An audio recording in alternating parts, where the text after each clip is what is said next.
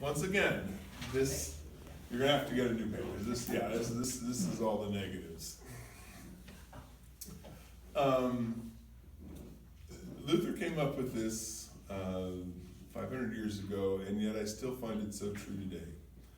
Our struggle is against the world, the devil, and our sinful self. And let me break that down. It really is not that difficult. The world opposes us.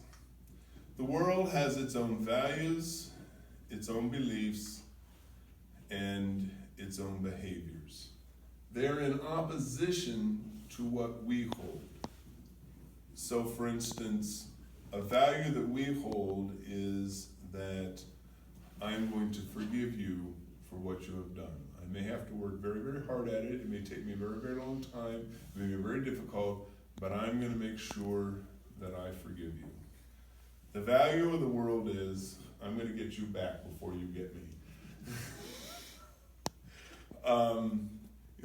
Our beliefs are different. We believe that the world, for instance, was created by God. We don't believe that the world is just a random chance event, but we believe all creation is sacred. The earth, the people, the plants, the animals, everything is sacred. And then that shapes then what eventually, of course, becomes our behaviors. I read a book called Money, Sex, and Power, and it was very influential in helping me understand the difference between the two. One of the things that we pay close attention to is our money. And as I'm sure you've heard many preachers say, money is not good or bad. It is the love of money which is the root of all evil. Money is a great gift, and with it we use to buy our livelihood, to help other people, to get education. I mean, it is a blessing that is very, very important. But it can also be used as a curse. It can affect our soul and make us greedy. It can make us anxious if we don't think we have enough. And it can be even used to purchase and do harmful things. The problem is that it's a power. And because it's a power, it has effects upon us. And the challenge that we have is can we receive it as a power and only use it for good? And that's where it becomes very, very difficult. Because the first definition that humans have is whatever's good for me is what's good. It's the basis of our whole consumer American mentality. It's all good for me, and we don't count the cost of what it costs ourselves, the world, or others. And so how we use money becomes very, very significant in forming our values. I know it seems like the church is obsessed by sex.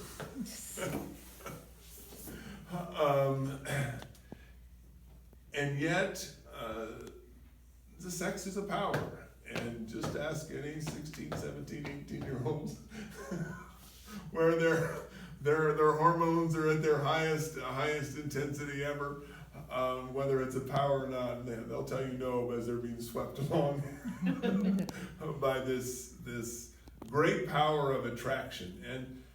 And with it, on the one hand, it can be the greatest gift and expression of care and love and vulnerability and transparency and honesty and intimacy and goodness and health and wholeness. It can be one of the highest levels of self-giving. But it can be also the most detrimental, harmful, hurtful. In one sense, I don't believe sexual sins are any worse than the other sins. In another sense, I absolutely do believe they are. That something about a sexual sin seems to be more than body, attaches our soul, our emotions, our spirit.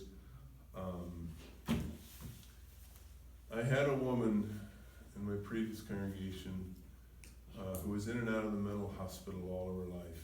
And I never knew her until she was in her 60s. And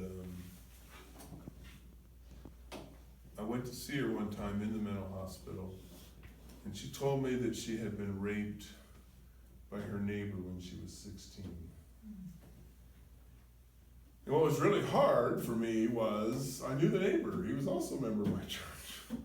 You know, he was just now an old man and, you know, had a wife, and I go, what do I do with this information? And there was really nothing I could do with this information. It was too late. In fact, she only told it to me that one time. I'm not even sure she remembered what she told me, but I've always wondered whether that one incident was not the whole of the cause, but certainly a significant influence in the emotional distress that she suffered throughout her life. Money, sex, and power. Power, once again, can be used for good or for ill. And in fact, we in the church, you all are called to be leaders in the church and called to use your power for good. While always recognizing that it itself is a power. Money is a power, sex is a power, power is a power, and we need to pay attention to them, because how we interact with those three really will determine in a large sense of how much the world's values, beliefs, and behaviors become synonymous with ours. Our struggle is against